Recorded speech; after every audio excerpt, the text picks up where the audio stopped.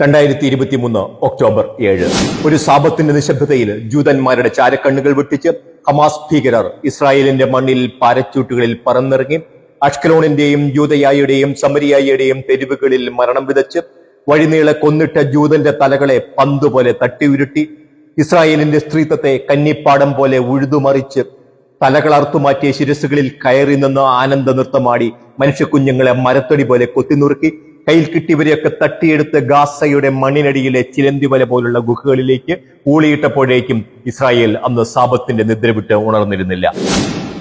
Israel അന്ന് ഉറക്കം തെളിഞ്ഞ് കണ്ണു തുറക്കുമ്പോൾ ഇസ്രായേലിന്റെ ഇടപെടികളിൽ നൂറുകണക്കിന് നിരപരാധികളുടെ ചേതനയറ്റ ശരീരങ്ങൾ ചിതറിക്കിടന്നു.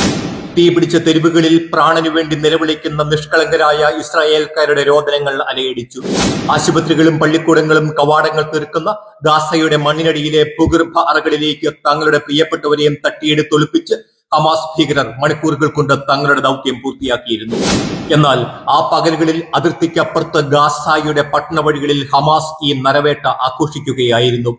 തെരുവീഥികളിലൂടെ ആഹ്ലാദ നൃത്തം ചവിട്ടി ആർത്തട്ടക്കസിച്ച് നടന്നു നീങ്ങിയ ജനക്കൂട്ടത്തെ കീറിമുറിച്ച് പാതി ജീവനും പാതി വസ്ത്രവും മാത്രമുള്ള തട്ടിയെടുക്കപ്പെട്ട ഇസ്രായേലികളുടെ ശരീരങ്ങൾ വഹിച്ചുകൊണ്ട് ചരക്കുവാഹനങ്ങൾ ചീറിപ്പാഞ്ഞപ്പോൾ ഇസ്രായേലിൽ അന്ന് പെയ്തിറങ്ങിയത് കണ്ണുനീർ മഴ. ലോകമനസാക്ഷി മരവിച്ചു പോയ ആ നാളുകളിൽ ഇസ്രായേലിനു വേണ്ടി ഐക്യദാർഢ്യം പ്രഖ്യാപിക്കുവാൻ, ഇസ്രായേൽ മണ്ണിൽ ഹമാസ് ഭീകരർ നടത്തിയ നരവേട്ടയെ തള്ളിപ്പറയുവാൻ, ഭീകര ആക്രമണത്തിൽ വിറങ്ങലിച്ചു നിന്ന ഇസ്രായേലിനോട് ഐക്യദാർഢ്യം പ്രഖ്യാപിക്കുവാൻ അന്താരാഷ്ട്ര വേദികളിൽ ഈ ഭീകരാക്രമണത്തെ അപലപിച്ച് പ്രമേയം പാസാക്കുവാൻ ആരും ഉണ്ടായിരുന്നില്ല.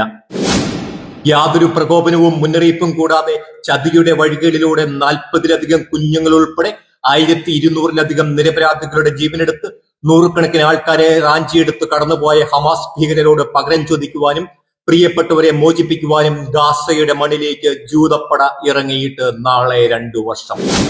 സ്വന്തം പൗരന്മാരെ വീണ്ടെടുക്കുവാനും ആഗോള ഭീകരവാദത്തിന്റെ അടിവേരറക്കുവാനും ഇസ്രായേൽ നടത്തുന്ന പോരാട്ടത്തെ വംശഹത്യയായി ചിത്രീകരിച്ച് ഹമാസ് നടത്തുന്ന ഈ ഭീകര പ്രവർത്തനത്തെ വെളുപ്പിച്ചെടുക്കുവാൻ കഠിനാധ്വാനം നടത്തുന്നവർക്ക് സമർപ്പിക്കുകയാണ് പോസിറ്റീവ് സ്റ്റോക്കിന്റെ ഈ അധ്യായം. 2023 ഒക്ടോബർ 7 വരെ ശാന്തസുന്ദരമായ ഒരു പ്രദേശമായിരുന്നു ഗാസ. ഗാസ എന്ന ചെറു സമൂഹത്തിന് വിദ്യുശക്തിയും കുടിവെള്ളവും പങ്കുവച്ചത് ഇസ്രായേൽ എന്ന രാജ്യമായിരുന്നു. കോവിഡിന്റെ നാളുകളിൽ ഗസയ്ക്ക് ജീവൻ രക്ഷാ മരുന്നുകൾ കൊടുത്തതും ഇസ്രായേൽ ആയിരുന്നു. ദിവസവും രാവിലെ അതിർത്തി കടന്ന നൂറുകണക്കിന് ഗസ നിവാസികൾ ഇസ്രായേലിന്റെ മണ്ണിൽ പണിയെടുത്ത് വൈകുന്നേരം മടങ്ങിപ്പോയിരുന്നു. ഒക്ടോബർ 7 സാബത്ത് ദിനത്തിൽ ഹമാസ് ഭീകരർ തകർത്തെറിഞ്ഞത് ഒരു ജനതയുടെ സമാധാന ജീവിതമായിരുന്നു.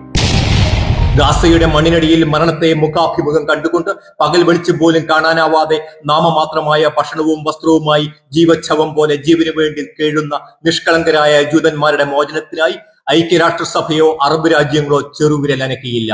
സാംസ്കാരിക നായകന്മാർ പ്രബന്ധങ്ങൾ അവതരിപ്പിച്ചില്ല. സാഹിത്യകാരന്മാർ കവിതകൾ എഴുതിയില്ല. രാഷ്ട്രീയ കക്ഷികളുടെ പ്രതിഷേധ പ്രകടനങ്ങളോ ഐക്യദാർഢ്യ സദസ്സുകളോ നടന്നില്ല. കലോത്സവ വേദികളിൽ കലാപരിപാടികൾ അലങ്ങേറിയില്ല.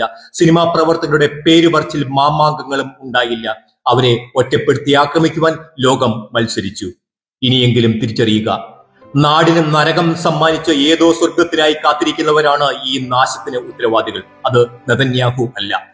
ബന്ധുക്കളെ വിട്ടുകൊടുക്കുവാനുള്ള ന്യായമായ അഭ്യർത്ഥന നിരന്തരം നിരസിച്ച് സ്വന്തം മണ്ണിൽ സംഭവിക്കുന്ന രക്തച്ചൊരിച്ചിലുകൾ ആസ്വദിച്ച് സുരക്ഷിത ഇടങ്ങളിൽ ചേക്കേറിയിരിക്കുന്ന ഹമാസ് ആണ് ഇതിന് ഉത്തരവാദികൾ. അത് നെതന്യാഹു അല്ല.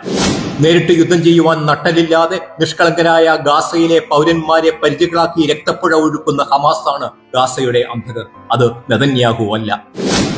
ഗാസ എന്ന ചെറു പ്രദേശത്തെ ഒരു ചാരക്കൂമ്പാരമാക്കുവാൻ ഇസ്രായേലിന് 2 ദിവസമോ 2 ആഴ്ചയോ മാത്രം മതിയെന്നിരിക്കെ അവർ കാത്തിരുന്നത് 2 വർഷമാണ്. അതെ, ഗാസ ഇന്നൊരു വിലാപഭൂമിയാണ്.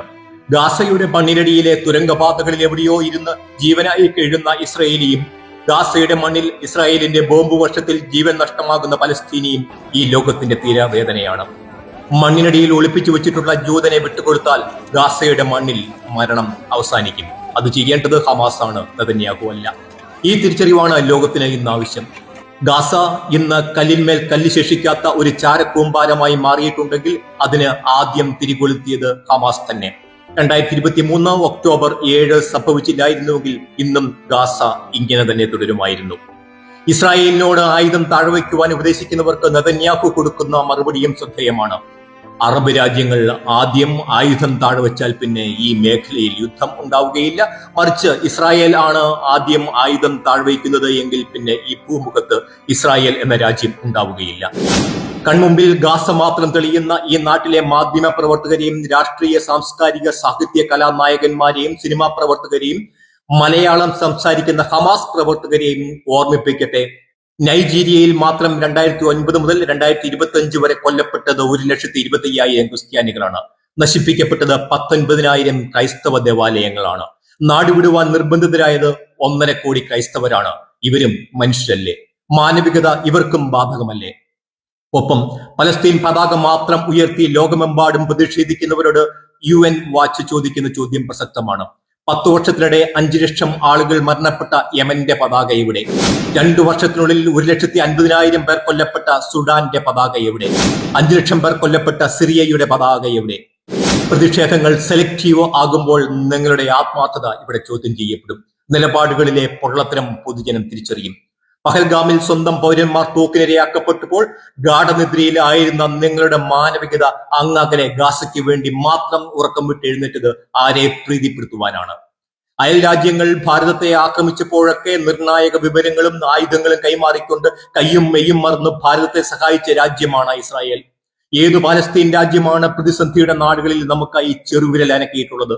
ഒക്ടോബർ 7 ഹമാസ് ഇസ്രായേലിന്റെ മണ്ണിൽ നടത്തിയ നരനായാട്ടിന്റെ പേരിൽ ഗാസയിലെ ഇസ്രായേൽ ഇടപെടലുകളെ ഏകപക്ഷീയമായി ന്യായീകരിക്കുവാനോ വെള്ളപൊശുവാനോ സാധ്യമല്ല എങ്കിലും ഗാസ മന്ത്രം മാത്രം ഉരുവിട്ട് ജീവിക്കുന്നവരെ വാർത്തയുടെ മറുവശം ഓർമ്മിപ്പിക്കുക മാത്രമാണ് ഈ വീഡിയോയുടെ ലക്ഷ്യം. ക്രൈസ്തവ സമൂഹത്തിന് ഇസ്രായേൽ വിശുദ്ധ നാടാണ്. ആ നാട് നാളെയും അവിടെ കാണണമെങ്കിൽ ഇസ്രായേൽ അവിടെ ഉണ്ടായേ മതിയാകൂ. പശ്ചിമ ഏഷ്യയിൽ സമാധാനം പുലരട്ടെ. നന്ദി.